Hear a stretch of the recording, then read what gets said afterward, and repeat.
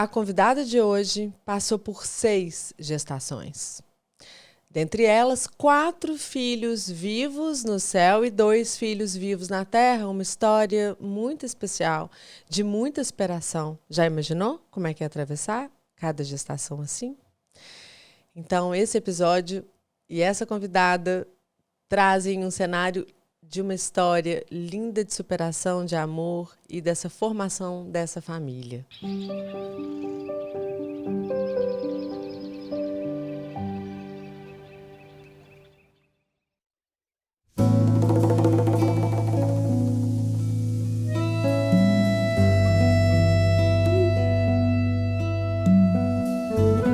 Quando se trata de fazer algo pelos outros e de coração, o brasileiro é imbatível. É um povo amigo, caloroso, que está sempre por perto quando a coisa aperta. Alguns chamam isso de empatia, outros de consideração. Mas esse cuidado todo, que na verdade está além do cuidar, tem um nome muito especial: zelo.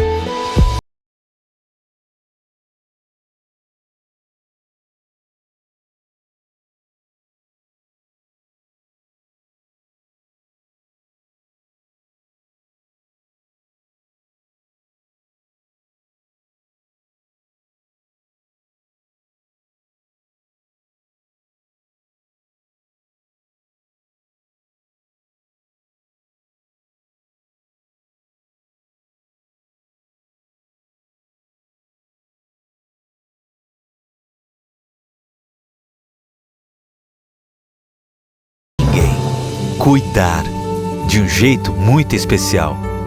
Grupo Zelo. Quem tem, vive bem.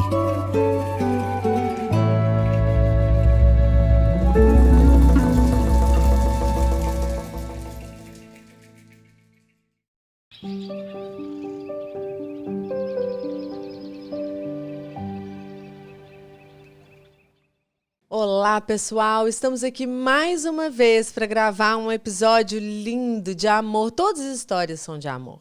E esse episódio, especialmente, nós estamos falando de um tanto de bebês, né? De vários filhos. E então a convidada de hoje chega aqui até nós com 41 anos, 6 filhos, e ela vai contar essa história. O nome dela é Clara Veloso. Antes disso, eu gostaria de agradecer o nosso apoiador oficial, o Grupo Zelo, que alinha a missão de cuidar do luto perinatal tanto quanto nós. Eles têm essa missão e cuidam disso desde 2017 no Brasil inteiro. E a gente vem caminhando juntos nesse propósito, né, de apoiar com uma assistência transdisciplinar para que todo mundo ali dessa família se sinta acolhido, protegido num momento tão desafiador. Então, a assistência deles é diferenciada, porque eles lidam com tudo isso de uma forma muito respeitosa. Que bom que a gente pode alinhar a nossa missão, né? O Grupo Zelo e o Grupo Coach.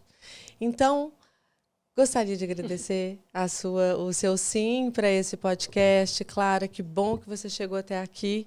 Seja muito bem-vinda. Muito obrigada. O Grupo Coxa já me ajudou demais e continua ajudando. Eu não deixo de seguir, porque eu acho que isso aí, o trabalho que vocês fazem é um trabalho importantíssimo. E quisera eu que o Grupo Coxa tivesse nascido um pouquinho antes, desde a minha primeira perda. Então, primeira perda foi em que ano? A primeira perda foi em 2013. Nossa, e ali em 2013 deve ter sido muito mais, assim, tinha muito menos, as pessoas falavam muito menos desse assunto, né? Era ainda mais invisibilizado e silencioso. Demais. Quando eu tive a minha primeira perda, que foi um aborto espontâneo, eu sabia de algumas pessoas ao meu redor que já tinham tido perdas, mas era um luto calado, ninguém podia falar, a gente, como se fosse assim, passava batido por aquilo. Então, assim, hoje em dia, graças a Deus, tem muito mais visibilidade e as pessoas têm muito mais apoio. O que assim, a primeira gestação você nem conseguiu contar, então, que estava grávida, contou? Você conseguiu falar, eu tô grávida, e depois você conseguiu dizer, eu perdi? Foi... Na época, eu contei e passaram uns 5 dias que eu perdi. Mas eu contei só para pessoas muito próximas. E aí, essas pessoas que sabiam me apoiaram. Mas também passou, né? Assim, eles apoiam naquele momento, mas depois ninguém lembra mais, só a gente que lembra. Isso é geralmente assim mesmo. Por isso que, assim, nesse contexto, a gente sempre desconta, né? Porque a gente precisa naturalizar isso de alguma forma. Porque se a gente tem, de cada 10 mulheres, 4 vão viver um aborto espontâneo, né?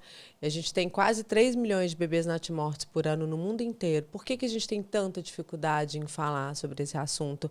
E aí, muitas famílias não dizem que estão grávidos, depois não podem dizer que acabaram de entregar precocemente essa vida de volta para o mundo espiritual. E aí vira um buraco. A gente sabe que tem muitos transtornos pós-traumáticos no primeiro trimestre, porque é silencioso. Com certeza. E o mais interessante, essa mulher, depois da primeira perda, viveu a segunda, né, Clara? Isso. Eu perdi o primeiro, foi um aborto espontâneo, e aí, logo depois, eu engravidei de novo, foi bem rápido. E aí, eu fiquei com aquele medo de até 12 semanas é mais arriscado, então eu fiquei mais cautelosa até 12 semanas. Passadas as 12 semanas, eu achei que era só contar os dias para o bebê nascer.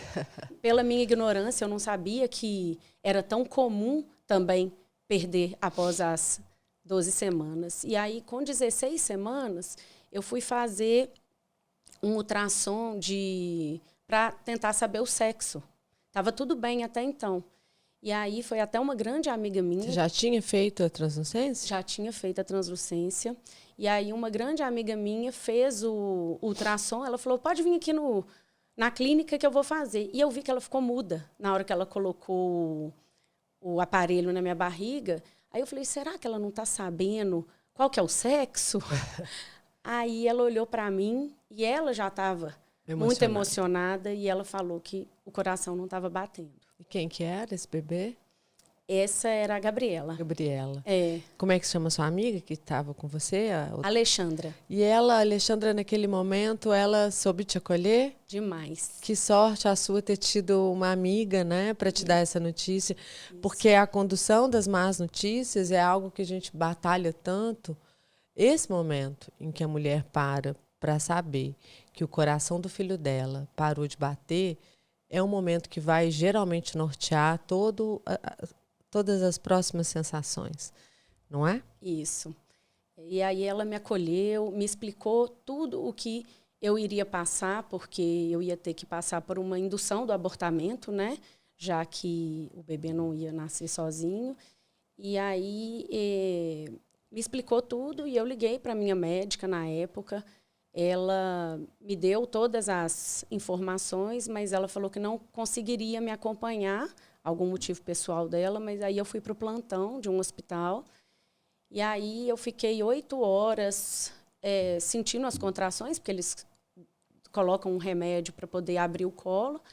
E aí, depois de 8 horas, a Gabriela veio e esse momento não foi um momento de acolhimento, era um plantão. A médica não queria nem que o meu marido estivesse na sala, porque ela falou que, não, agora o bebê vai nascer e ele vai nascer morto. Aí eu falei, mas ele quer ver. Essa é a frase que ela falou? É. Tanto é que tem quanto tempo isso? Foi 2013. Ela nunca mais esqueceu essa frase. Qual foi a frase? Que o bebê ia nascer morto, então que não precisava a gente ver. Pois é. E aí eu falei, mas ele quer ver, ele é o pai e eu também quero ver. Aí ela falou, nossa, que estranho, ninguém nunca pediu isso. E aí, quando ela nasceu, né, assim, já sem vida, a gente só pôde ver ela assim, de longe. A médica não me perguntou se eu queria segurar e eu nem sabia, pela minha inexperiência, né, assim, eu não sabia que eu podia pedir. E aí a gente viu de longe, não tivemos oportunidade de fotografá-la. E aí eu fui para curetagem. Então, Olha que coisa mais... Eu entendo, 2013, né? Eu vivi um aborto espontâneo com 9 semanas em 2011, 2012? Acho que 2012. E 2011. E eu quase não sabia, eu sabia muita coisa. Eu sabia, mas não sabia, mas assim, longe de ser a pessoa que eu sou hoje, né? E já trabalhava com maternidade, viu? Então assim, a gente tem dado saltos bem grandes rumo a boas maneiras de receber o luto perinatal, porque boas maneiras que eu falo, né, essa assistência que precisa estar qualificada para informar, inclusive, a mulher, porque olha só o que a médica diz, né, que estranho, ninguém nunca pediu isso, porque o que você vai ver ali é o que geralmente a assistência pensa, né, você vai ver um serzinho com má formação ainda, né? Aliás, estava formadinho, né? Ele estava formadinho, mas ainda, né, muito pequenininho, né? Eles têm aversão né, ao feto, como se não fosse um filho, como se fosse... E eu vejo assim, olha, a gente tem visto os médicos começando a ter outra visão, a gente tem visto médicos buscando uma assistência mais adequada e trazer isso para o fato de que é um filho, né? E assumir isso com o paciente, tratar isso dessa forma. A gente está caminhando. Nós ainda precisamos de uma assistência desse jeito em todos os lugares do Brasil e do mundo. Mas, naquela época, a gente sabia bem menos. Com certeza. Bem menos. E aí eu fiquei inibida de pedir qualquer coisa, né? E aí... Você tem lembrança, assim, da Gabriela, mais ou menos? Eu tenho, assim, da médica, estava segurando, então eu sei que o tamanho dela cabia nas duas mãos, o corpinho e a perninha caída. Uhum. Né? Então, assim, era grandinha, então, você tem, né, uma imagem, né, da bebê com... E você se arrepende de não ter pedido para ver, alguma coisa assim? Não. Naquele momento, você estava muito vulnerável, né? Eu arrependo de não ter uma foto dela. Porque eu não sabia nem que podia. Mas eu tenho a imagem dela na minha cabeça, então... Está guardada. Está guardada. E depois a terceira gestação? E aí depois eu tive que esperar um tempo para engravidar de novo, porque eu tive que passar por 2 curetagens, porque essa primeira curetagem deixou restos placentários no meu útero. E aí eu fiquei muito vulnerável, porque eu pensei, eu vou ter que passar por tudo de novo. Eu já estava, assim, muito frágil. E aí eu fazia terapia na época. E aí a minha terapeuta falou, Clara, eu acho que você está precisando de um obstetra que olhe para você e não para o seu útero. E ela falou, vou te indicar o meu. Ela falou, o meu ele me acolheu num momento que eu também precisei muito e tudo. E aí eu fui no dela e tô com ele até hoje. Eu sou apaixonada com ele. E ele me acolheu sem me conhecer. Eu mandei uma mensagem para ele. Eu falei, preciso de uma segunda curetagem. Mandei a foto do ultrassom. E a primeira coisa que ele me falou, Clara, eu sinto muito pela sua perda. Eu falei, gente, ele nem me conhece. E falou isso. E... para o meu marido também, todas as vezes ele abordava com ele dessa forma, eu sinto muito, porque ninguém olha para o pai, né? Todo mundo olha para a mãe. E agora, olha que interessante, gente. 2012 isso, né? 2013. Isso. Naquele momento que ninguém fala nada, né? Naquele momento em que nem é considerado. Um médico vem e fala, eu sinto muito. Olha como a mulher já percebe a diferença. E assim, com um pequeno gesto, porque aquele foi um pequeno gesto, né? Pra você ver o tanto que a gente estava carente de qualquer gesto, de qualquer iniciativa, de qualquer mão, né? Na nossa direção. Isso. E aí foi ele que fez a minha segunda curetagem. E aí eu tive que esperar um tempo para engravidar, né? Para o útero recuperar e tudo. Como que você estava emocionalmente aí? Eu estava... muito abalada, porque realmente eu não sabia que era possível essa perda depois de 12 semanas. Eu achei que era muito difícil e eu imaginava, a gente acha que nunca vai acontecer com a gente, né? Então eu fiz realmente terapia. Na época eu fiz também acupuntura para poder reorganizar aí tudo que estava dentro do meu corpo. E aí, passado um tempo, alguns meses, eu engravidei de novo. E aí eu fiquei... Alguns meses? Foi rápido, né? Foi rápido. Eu fiquei muito tensa, porque aí eu já sabia que depois de 12 era possível perder. E eu falei, meu Deus, me ajuda a aguentar chegar em 40, né? E aí estava tudo bem, estava fluindo tudo bem. E aí, quando eu fiz 16 semanas, eu falei, nossa, agora eu tenho que passar essa semana. Passou o marco de 16 semanas. Passei das 16 e quando foi com 17, eu acordei, estava preparando para sair para trabalhar e eu senti um peso no baixo ventre. E aí eu fui ao banheiro. E aí, quando eu coloquei a minha mão, eu senti uma coisa diferente. Eu falei, gente, eu acho que o bebê está aqui embaixo. E aí eu liguei para o meu médico e aí fui para o hospital e realmente foi constatado que o colo tinha aberto e aquilo que eu estava sentindo era a bolsa, que já tinha saído. Só que o que foi mais difícil assim, para mim e para o meu marido também, que a gente fala até hoje, foi que na hora que colocaram aquele aparelhinho que escuta o coração, ele estava vivo. Então, a gente escutou o coração dele e na hora que a médica fez o toque, ela falou, Clara, o seu bebê vai nascer. E com essa idade gestacional, ele não consegue sobreviver. E aí, nós tentamos de tudo. Será que não tem jeito de enfiar para dentro de volta essa bolsa e tudo? E aí, eles explicaram que o risco de infecção não tem jeito, depois que saiu, né? E aí, eu falei, eu não consigo enfrentar outro tempo daquele de indução de abortamento. Foi muito difícil para mim, com a Gabriela. E aí, tinha uma médica da equipe do meu médico que também estava lá. Ela falou comigo, você pode ter certeza que a dor física nós vamos te poupar. A dor que você está sentindo da perda, a gente consegue te acolher, mas a dor física você não vai sentir. Porque eu lembro que eu senti dor demais na anterior. Tanto que eles começaram a induzir, e aí quando eu comecei a sentir dor, eu fui para o bloco, fui anestesiada, e durou 16 horas esse período de indução. Mas você estava bem acolhida?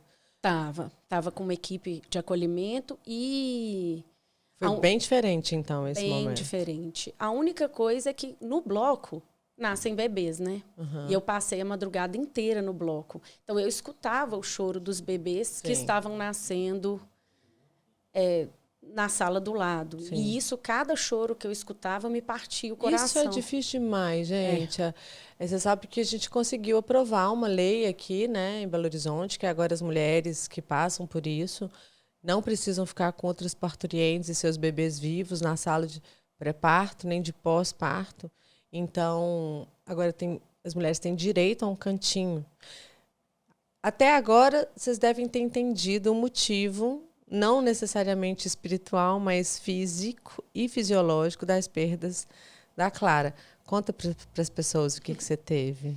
Foi nessa perda do Miguel que eu descobri que eu tenho incompetência istmo-cervical. E demorou 3 perdas para ser descoberto isso. Como é que você sentiu isso? Na época, eu pensava, por que não descobriu isso antes? Mas é porque, como da Gabriela, o coração dela parou de bater antes que o colo abrisse. Não deu para ver. Não tinha como saber, né?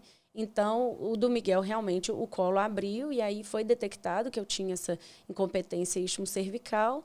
E aí o médico falou, olha, na próxima gravidez, a gente vai precisar fazer uma cerclagem do colo, que é uma costura do colo, para você conseguir seguir até o final. E a 4ª gestação, Clara Veloso, como a senhorita estava? Essa foi a que eu mais demorei para engravidar. E eu já comecei a ficar um pouco desesperada, achando que eu nunca ia conseguir. Quanto tempo? Foram 6 meses. Eu engravido rápido. Eu mais demorei. Estou esperando aqui uns 2 anos. Porque era assim, de um mês para o outro eu engravidava. E essa, eu demorei 6 meses, então eu fiquei muito ansiosa. Você começou a achar que você não era merecedora?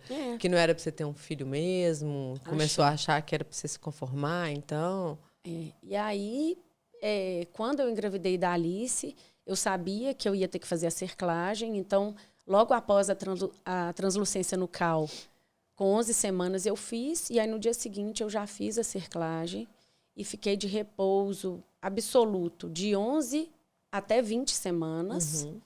Depois de 20 semanas, o meu médico falou que eu podia ficar metade do dia sentada, porque eu ficava só deitada.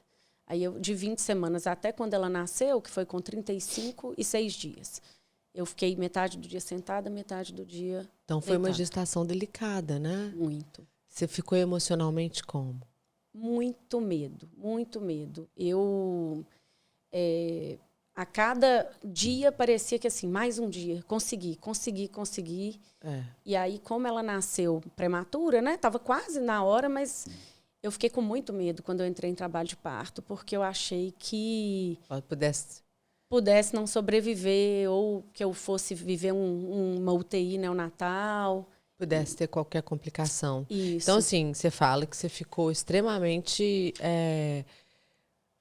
receosa, com medo. Isso te causou alguma coisa? Assim, você teve alguma depressão, algum transtorno de ansiedade? Você precisou comprar um Doppler? Não, na época estavam surgindo uns aplicativos de celular que colocava, né, na barriga. Eu falei, eu não vou colocar isso, porque isso vai me desorientar. Mas a vontade era de escutar o coração todo dia. Mas quando ela começou a mexer, eu senti ela mexendo, me acalmava, porque quando você está sentindo o bebê mexendo, você fica tá um pouco mais tranquilo. Com o bebê. Então, você acha que mais difícil foi chegar até o marco de 18 semanas? Depois que eu passei 17, eu falei, venci mais uma etapa. Só que aí toda consulta que eu ia, o médico colocava, né, para escutar o coração e tudo. E aí o meu marido falou com ele, ela tá muito tensa, ela não tá conseguindo. E aí ele falou, ela só vai ficar tranquila o dia que a Alice estiver no colo dela viva. Então, deixa o sentimento dela fluir, porque ela precisa, né, viver tudo. Parabéns, médico. É isso mesmo. Eu fico muito feliz de ter escutado isso de você agora, né? Que você escutou isso dele. Porque é isso. Eu recebo muito essa pergunta, sabe, Clara? E aí? E agora? Como é que eu vou fazer para engravidar de novo? São muitas as confusões que acontecem quando... Porque a memória da gestação foi aquela perda. Então, quando eu entro numa próxima gestação, eu vou despertar as mesmas sensações parecidas. O medo, ele fica ali latente, porque, afinal de contas, tem um trauma. Eu passei por uma dor muito profunda. Eu perdi 3 bebês, né? Com certeza. Então, a gente tenta o seguinte nas gestações. É com medo, porque não tem, né? Mas com muito acolhimento. É com medo e com muito respeito, muita paciência, muita cautela para viver isso um dia de cada vez, né? Geralmente as mães se sentem confusas, né? Qual memória de qual bebê que eu trago? Eu fico imaginando você com a memória da Gabriela, eu não vou lembrar de todos eles. Miguel. O primeiro... O Miguel tá ali, né? Tá ali, todos estão. Só tem uma que tá estrelinha, que não tinha nome, mas a Alice deu nome. Ela falou, meu irmão não pode ficar sem nome. Então, é o Davi. É o Davi, então. Todos eles, Miguel, Davi e Gabriela. E Rafa, né? E o Rafa, a gente vai chegar nele. De tudo isso que você viveu, né? Eu fico imaginando, nessa 4ª gestação, é uma bagunça de sentimentos mesmo, porque já eram 3 memórias de 3 bebês, de 3 filhos, né? De 3 presenças na vida dela, e aí viver no quarto. Você sentiu isso, assim, uma mistura de sensações e sentimentos enquanto a sua barriga crescia? Demais. E eu fiquei com muito medo mesmo, até a hora que ela estava no meu colo, realmente. Na hora que ela nasceu, que eu escutei ela chorar, eu dei uma acalmada, mas enquanto ela não foi para o meu colo, eu não sosseguei. Sossegou que você fala, teu coração estava a mil, você estava, né, receosa de ter algum problema, de dar alguma coisa errada? Eu ficava com medo de acontecer alguma coisa até no parto. Assim, Depois que eu descobri que podia ter risco depois de 12 semanas, para mim, qualquer coisa que acontecia poderia ser um problema. E você teve qual parto? O da Alice? O da Alice foi cesárea. Todos foram cesáreas. A Alice estava sentada. Então, eu até cheguei a fazer fisioterapia para tentar fazer ela virar, mas ela não virou, não. E seu médico estava ali do seu lado quando ela nasceu? Do meu lado, super. Então, aí ela não precisou ir para UTI nem nada? Ela foi... Não. Mesmo prematura, né? Um pouquinho prematura, ela nasceu bem. Então, desde a hora que ela nasceu, ela ficou comigo o tempo todo. E ali, qual foi a sua sensação? Eu senti uma sensação de vitória, porque eu achava que eu não ia conseguir. E eu não acreditava. Eu olhava para ela e falei, gente, ela existe, ela está aqui, eu consegui. E até hoje eu olho para ela. Ela tem 9 anos, eu olho para ela e agradeço todos os dias. Que bom que você está aqui. E um não anula a existência do outro, né? Todos eles cabem, assim. A Alice sabe dos irmãos? Sabe e conta para todo mundo. Conta? Conta, porque eu tenho 5 irmãos. Olha, ela fala? Para todo mundo ela fala. E aí continua, viu, gente? Não acabou, não. Não acabou, não. Não acabou na Alice. A Alice... Quantos anos ela tinha quando você engravidou de novo? 1 mês? Não, aí eu esperei um pouquinho. A Alice, ela tinha 2 anos quando eu quis engravidar de novo. Eu esperei ela crescer um pouquinho, porque eu sabia que eu ia ter que fazer repouso. Tá, então deixa eu te fazer uma pergunta. Desses 2 anos, né? Puérpera é aquela mulher que depois do pós-parto vai viver o puerpério, que não é o resguardo.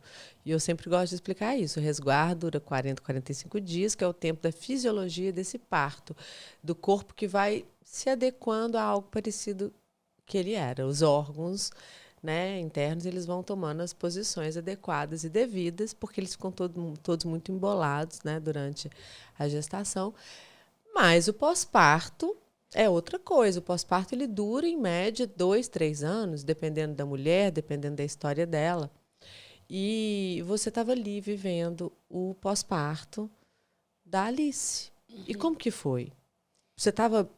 Naquele momento, você já tinha desarmado dos seus medos? Depois que eu levei ela para casa, sim. Aí a gente realmente viveu, assim, uma felicidade indescritível. E eu não... Algumas amigas minhas tinham comentado comigo. Vai ter um momento que você vai ficar meio para baixo, você vai querer chorar, é normal, porque você está no puerpério. E, assim, eu tive momentos, assim, que eu estava sozinha com ela, e aquele bebê que às vezes não para de chorar, você não sabe o que você faz no desespero. Eu tive momentos, assim, de ansiedade, mas eu não conseguia sentir nada do que o pessoal fala que é o puerpério, a dificuldade. Isso que ela está relatando, quando não tem depressão pós-parto, a gente chama de baby blues, né? O baby blues é uma descida natural desse pós-parto, dessa fisiologia do parto, que é hormonal também, né? Então, é a descida dos hormônios. E a gente considera o baby blues um estágio, né? Que a mulher vai entrar num momento de mais angústia, de mais oscilação de humor, de sensações, então, de sentimentos. Então, ela pode mesmo ficar angustiada, mas passa. Demora 15 dias, o baby blues acomete até 8 mulheres de forma leve, moderada a grave, mas geralmente o baby blues acaba, porque essa descida hormonal até essa disfunção bioquímica entrar num quadro mais ajustado hormonal, apesar do cérebro demorar, viu, gente, para voltar, ela não volta assim tão rapidamente. A mulher demora em média 1 ano para ter o cérebro mais ou menos parecido com o que era. Então, é um momento delicado. Agora, acabou o baby blues, daí isso tem que ir embora. A gente gosta de explicar, a título de informação mesmo. Então, aí a mulher começa a ter uma vida mais... Apesar de estar no puerpério, ela não tem um adoecimento psíquico, né? No seu caso, então, depois que passou esses primeiros 15 dias da fisiologia do parto e do blues... Você ficou nas nuvens. Você estava em êxtase, super feliz de estar ali com a Alice nos braços, com a memória dos outros 3 do seu lado, olhando para frente. Super. Quando a Alice tinha 2 anos, você engravidou de novo. Eu esperei ela crescer um pouquinho, porque eu realmente sabia do repouso e não tinha a menor condição de eu ficar deitada com um bebê em casa, né?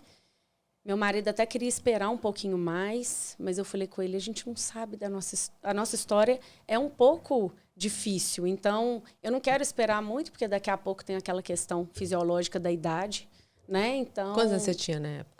Eu tive a Alice com 35, eu tinha... Aliás, não, tive a Alice com 32. Eu devia ter uns 34, 35. Por aí. E aí, eu engravidei de novo, do Rafa. E aí, eu já sabia que eu ia ter que passar por tudo de novo. Fiz a cerclagem com 11 semanas, deu tudo certo. Fui para casa. Só que, na gravidez do Rafa, eu comecei a ter alguns sangramentos. Desde sempre, desde o início. Depois da cerclagem, assim, eu comecei a ter alguns sangramentos. A partir de 15, 16 semanas, eu comecei a ter. E aí, nos ultrassons, dava para ver que a minha placenta estava prévia. Então, além da complicação que eu já tenho, que é a incompetência do colo, a placenta estava baixa. E aí, isso gerava o sangramento. E aí, o meu médico falou, Clara, o que a gente faz para a placenta prévia é o repouso. Você já está fazendo repouso. Então, assim... não tinha muito o que fazer, né? Mas aí, quando eu estava com 25 semanas, eu tive um sangramento... Eu estava tendo muito sangramento, e esse dia eu tive um sangramento muito forte e comecei a ter contração. Aí eu liguei para ele, e aí ele falou para eu ir para o hospital, e quando chegou no hospital, realmente ele colocou lá um medidor de contração, e eu estava tendo contração. Aí ele falou comigo que eu precisaria internar. E esse momento foi extremamente difícil para mim, porque eu tinha uma filha em casa, de 2 anos. E aí eu falei com ele, eu não posso deixar a Alice em casa. Ele falou assim, a Alice ainda vai ter muito orgulho de você, pelo que você está fazendo por ela e pelo Rafa. E aí fiquei internada. A Alice ia me visitar todos os dias no hospital. Quanto tempo você ficou internada? Aí eu fiquei 1 semana, porque o Rafa nasceu com 26 semanas e 3 dias.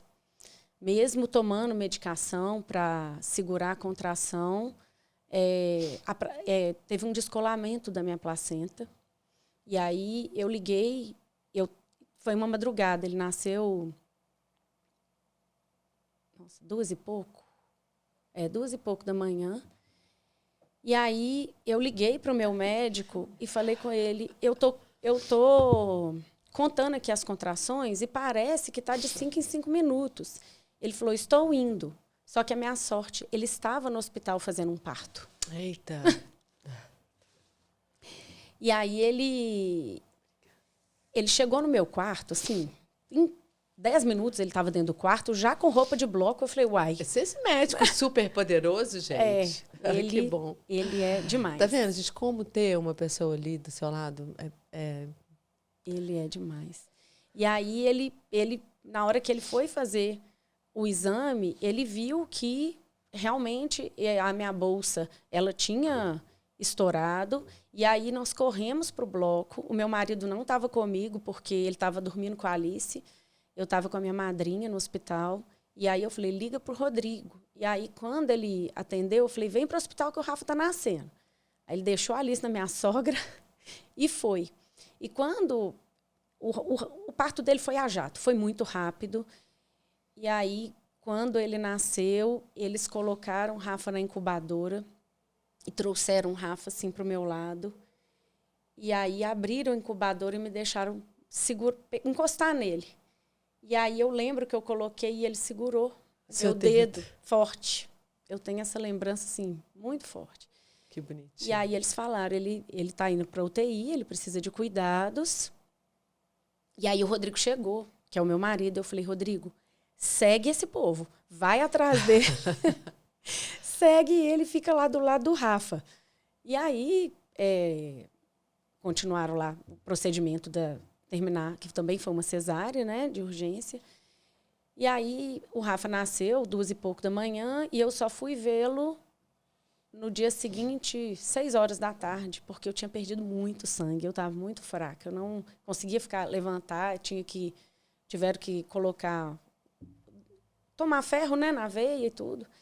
E aí eu fui na cadeira de rodas e eu lembro eu chegando assim perto da incubadora dele. Aí eu fiz um esforço para levantar e fiquei assim, eu olhava para ele e falava, gente, ele é muito perfeito. Ele nasceu muito bem, assim, os sinais então, lá. naquele momento, você já tinham falado, olha, agora tem chance, 25 semanas, é possível. Você estava esperançosa. Isso. O meu marido conversou com o médico do CTI e ele falou, ele nasceu muito bem. Ele é um bebê de 1 quilo, que é um bebê grande para a idade gestacional, e ele está super bem. Claro que ele é um prematuro extremo, então requer cuidados e tudo. E aí, ao longo dos dias que ele viveu 7 dias, eu consegui tirar o leite e eu não amamentei porque ele não tinha condição de sugar, mas deram o meu leite na sonda para ele e eu fiquei internada enquanto ele também estava lá por uns dias, mas depois eu tive que ir para casa. Então, eu ia e voltava no CTI. E aí, no 5º dia de vida dele, eu cheguei no CTI e ele estava com um curativo perto do peito. E aí eu falei, o que é isso? Aí a técnica falou comigo, o médico vai te explicar. Aí eu já vi que era uma coisa tensa, né? Aí ele estava com pneumotórax. E depois a médica veio me falar que ele tinha tido um sangramento na cabeça, devido o respirador faz muita pressão interna, né, no corpo do bebê, o vasinho é muito fino, ele tinha tido. E aí ela falou o nome lá, e até então eu não tinha pesquisado nada no Google para saber o que era, que eu não queria saber tudo que ele tinha, mas essa hemorragia, grau 3, grau 4, que eu nem lembro mais o nome certinho, eu pesquisei e eu vi que era muito grave, que não conseguiria reabsorver esse sangue e se ele sobrevivesse, ele ia ter sequelas muito graves. E aí, naquele momento, seu mundo desabou. Total. Isso foi no 5º dia. E aí, no 6º dia, quando eu voltei para o CTI, eu fiz assim, acho que o mais difícil que eu já fiz na minha vida, que foi conversar com ele e falar, Rafa, eu quero muito você comigo, mas se for melhor para você partir, você pode ir, eu vou dar conta. Foi o mais difícil que eu já passei na minha vida, foi falar isso para ele. Só uma mãe, gente, presta atenção. Essas missões, gente, que a gente tem na maternidade, são grandes demais, né? Como é que a mulher pode engravidar 6 vezes com tanta devoção a cada um deles? Isso. E ainda dizer, tá liberto, filho. Isso. E aí a médica, nesse dia, ela falou comigo, olha, a frequência cardíaca dele tá caindo, então ele pode partir a qualquer momento. Aí eu falei, então, vocês vão precisar abrir uma exceção, que a minha filha vai vir aqui conhecer ele. Porque só podia entrar no CTI acima de 3 anos, e ela tinha 2. Eu falei, ela vai entrar. Aí ela falou, mas você se responsabiliza pelos traumas, isso e aquilo. Eu falei, não é trauma, ela vai conhecer o irmão dela. Ela vai vir. Aí ela falou, então vai rápido. Aí o meu marido foi voando em casa, buscou ela. E ela, quando ela viu ele, ela não falou nada. Ela ficou só olhando para ele. E na hora de ir embora, ela só fez um tchauzinho assim com a mão. Não falou nada, nenhuma palavra. Foi embora. A partir desse momento, a frequência dele começou a subir. E eu não acreditava. Eu falei, gente, o Rafa vai viver. Porque a frequência dele estava caindo, agora está subindo. Eu tenho certeza que foi a Alice que... A energia que ela trouxe. Ai, gente, guarda esse momento. Vou chorar. Vou chorar. Ai, ai. Sabe por quê? Isso ilustra tanto, assim. Fiquei emocionada. Viu, gente? Eu choro. A gente, apresentador, a gente chora. Eu vivo isso com tantas mulheres. E se você perguntar para elas, elas vão contar. Eu choro, com a grande maioria. Porque, assim, eu falo, gente, os irmãos, eles se pertencem demais, eles estão muito no mesmo lugar, né? Quando a mãe fica preocupada, ai, será que tendo esse filho eu vou esquecer a memória daquele outro, vou sobrepor essa memória, fica preocupada e tensa com o fato de que com o filho vivo aqui vai esquecer, não esquecer, mas como se tomasse o lugar, porque, afinal de contas, né, eu tô tão ligada a esse, ou ao contrário, ou eu tô com esse na barriga pensando naquele que foi. Eles são irmãos. É isso aí. A frequência cardíaca junta uma na outra. É impressionante como eles se pertencem. E a Alice vai ser capaz de carregar a memória do Rafa durante e pela existência dela. Com certeza. Mas aí, esse foi o 6º dia de vida dele. A frequência subiu, subiu, subiu. Mas, no dia seguinte, meio-dia e pouco, eles já tinham me falado que a qualquer momento ele ia partir. Então, assim, eu estava lá na hora. E aí um médico falou, Clara, agora... Porque começou a apitar um monte de coisa lá. E aquela televisãozinha fazendo uns negócios que eu não entendo nada. Mas aí ele falou, ele está partindo. E aí uma enfermeira falou comigo, você quer carregar ele? Eu falei, é tudo que eu mais quero desde o dia que ele nasceu. E aí eu falei, eu só preciso ligar para meu marido, porque o meu marido não estava lá na hora. Aí eu liguei para ele e falei, corre que o Rafa está partindo. E aí ele também chegou lá igual uma flecha, não sei como. E eu estava com o Rafa no colo. Quando ele chegou, eu coloquei o Rafa... estava respirando ainda? Estava. Eu não sei em qual colo que ele partiu, porque eu parei de olhar a televisão. Então ele estava comigo, o meu marido chegou, eu passei para ele. E aí ele ficou com o Rafa um tempo no colo, depois voltou para mim. Então a gente ficou um tempo grande com ele no colo. E como é que o seu marido estava? Como é que ele chama mesmo? Arrasado. Rodrigo. Rodrigo. Como que o Rodrigo estava? Ele passou por tudo isso com você, né? Do seu lado. Do meu lado. Sentiu, demonstrou a dor dele, o sofrimento. Ele teve espaço? Teve espaço, mas eu acho que ele segurou muita onda por minha causa. Não tenho dúvidas. Não tenho dúvidas. Geralmente é assim, o homem fica ali, né? E por isso que eu falo, gente, precisa mesmo do homem ali, mas ele também precisa sentir, também precisa fazer contato com a dor, também precisa... né, ter o espaço para trazer as emoções e os sentimentos à tona e viver cada processo. Eu até pedi desculpa para ele no dia que o médico falou que o Rafa não ia viver. A gente foi para um café do lado do hospital e eu só chorava, só chorava. Eu falei, desculpa, o problema está comigo, você me perdoa, eu não consegui. E ele me acolheu tanto, ele falou, a culpa não é sua, a culpa não é de ninguém. Ele veio para passar o tempo que ele precisava aqui. Então, assim, foi muito importante para mim. Pois é. Vocês se fortaleceram na dor, né? Muito. Que bom. E aí você até arriscou de novo. Nesse momento... Quanto tempo depois? O Rafa é de 2018, o João é de 2020. Então, 2 anos. Um ano e pouco depois eu engravidei de novo. E aí, eu não achava que eu fosse engravidar mais, porque... O parto do Rafa, tudo, a gravidez toda do Rafa foi muito difícil e eu tive um certo risco de vida aí no parto do Rafa. E aí o meu marido falou, não, a gente não vai ter outro, porque agora a gente tem que pensar em você também está sofrendo e um risco. E aí eu falei com ele, olha, eu quero, não preciso engravidar, vamos adotar então, eu quero outro filho. E ele falou comigo, adotar eu ainda não consigo, para mim ainda é difícil adotar, então assim, vamos dar um tempo e tudo. E aí veio o João, João Pedro, eu engravidei de novo. Como é que ele teve um troço, Rodrigo? Você teve um troço quando ela chegou assim, tô grávida. Que o Rodrigo arrumou quando você falou isso? Até passou mal mesmo. Passou mal, literalmente. Passou mal. Eu imagino. E aí ele... A gente tá rindo agora de desespero, né? Porque o Rodrigo deve ter ficado desesperado, né? Com medo de tudo. E você? Você ficou feliz ou você ficou desesperada? Não, fiquei em êxtase, que era tudo que eu queria. E aí fiz a cerclagem de novo, só que aí era pandemia, aí foi aquele caos, porque eu estava de repouso e a Alice em casa, sem ir para a escola, aquela demanda toda. Mas aí acabou que deu tudo certo. Foi uma gestação difícil? Uma gestação muito difícil. Você estava muito debilitada? Emocionalmente. Fisicamente. Porque você não aparenta, você me aparenta, né? Uma mulher centrada, calma. Até que assim, Para eu conseguir chegar nesse nível, eu fiz muita terapia. Gente, terapia é vida.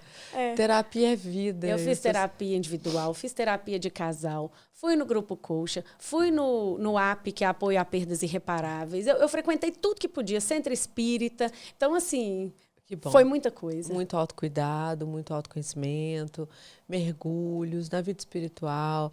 Tudo abre, gente, a consciência fica mais ampla. Os nossos buracos, que são as nossas missões, eles não estão aí para nada, não. Eles estão aqui para trazer muita vida para dentro da nossa vida, mesmo quando são histórias assim. Porque eu sempre digo que é vida, morte e vida, é um processo de renascimento. Então, quando o João chegou, foi um momento de luz e glória. Foi mais ou menos porque o João nasceu prematuro. Ele nasceu prematuro. Ele nasceu com 32 semanas e um dia. E aí eu enfrentei mais um CTI. E eu falei, eu não vou dar conta. Eu não consegui entrar em outro CTI. Tanto que o meu médico falou, nós vamos para outro hospital. Porque você não vai entrar naquele mesmo do Rafa. E aí fui para outro hospital. O João ficou 1 mês no CTI. 1 mês? Você passou por isso ainda? 1 mês.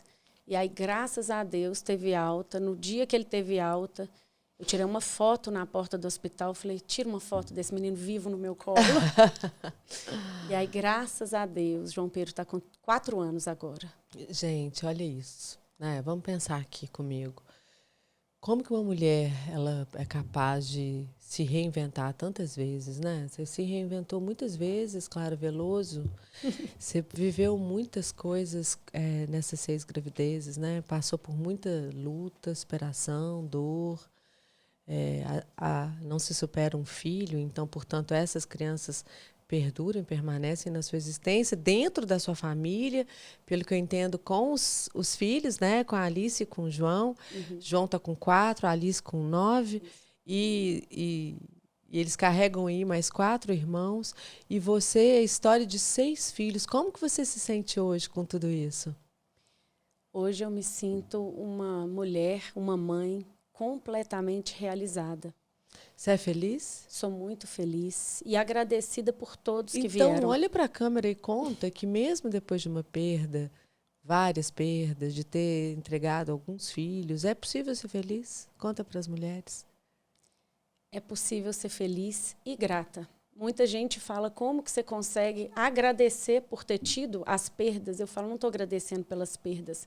Eu estou agradecendo pelos filhos que me escolheram, vieram para mim. E hoje eles são vivos dentro de mim, assim como a Alice e o João, que estão vivos do meu lado. Ah, que lindo.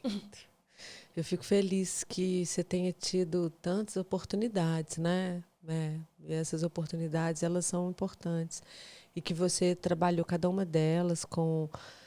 né? A gente fez aqui um resumão, porque é uma história longa, mas eu imagino cada movimento de superação de uma gravidez para a outra, de superar os medos mesmo, superar os traumas, de superar, né, um marco depois do outro, da qualidade gestacional. Passei UFA 17, UFA, sair da maternidade com o filho nos braços, é uma história de muita coragem, e a coragem quer dizer coragem, coração agindo.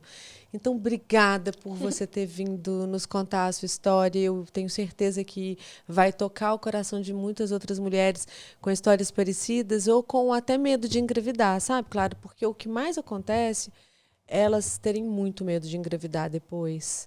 E como é que vai ser essa gestação? Como é que vai ser essa gestação? Como é que eu vou dar conta de criar esse filho?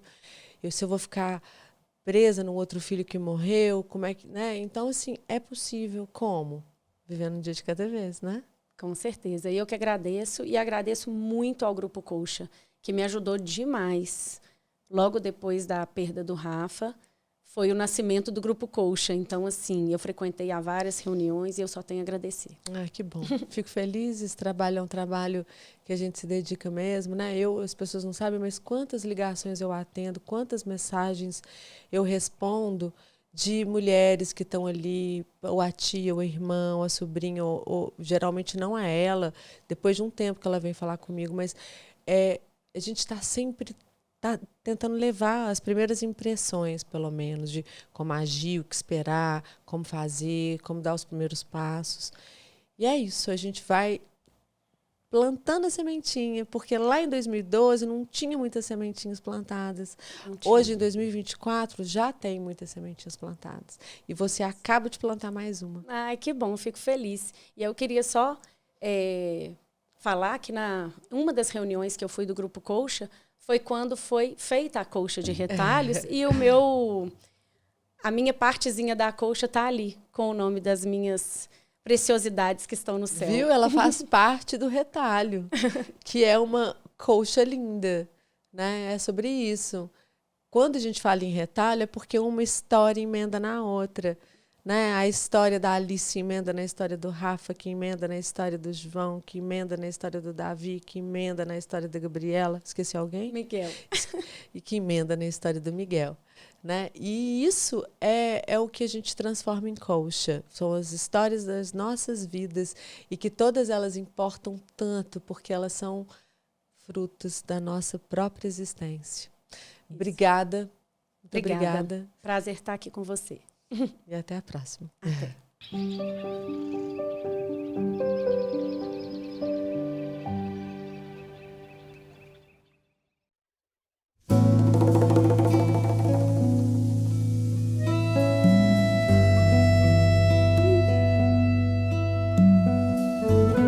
Quando se trata de fazer algo pelos outros e de coração, o brasileiro é imbatível. É um povo amigo, caloroso, que está sempre por perto quando a coisa aperta. Alguns chamam isso de empatia, outros de consideração. Mas esse cuidado todo, que na verdade está além do cuidar, tem um nome muito especial: zelo. E cada vez mais brasileiros têm zelo pelos pais, pelos filhos, pela família inteira. Tem zelo pelos pets, pelos amigos e até por si mesmos. Cada um com o seu motivo e todos com uma certeza: ter zelo faz toda a diferença. É poder contar com milhares de benefícios e com suporte completo ao longo da vida inteira, no país todo, a qualquer momento. Porque não importa a hora nem o lugar, o Grupo Zelo vai estar presente para fazer o que o brasileiro sabe fazer como ninguém: cuidar, de um jeito muito especial. Grupo Zelo. Quem tem, vive bem.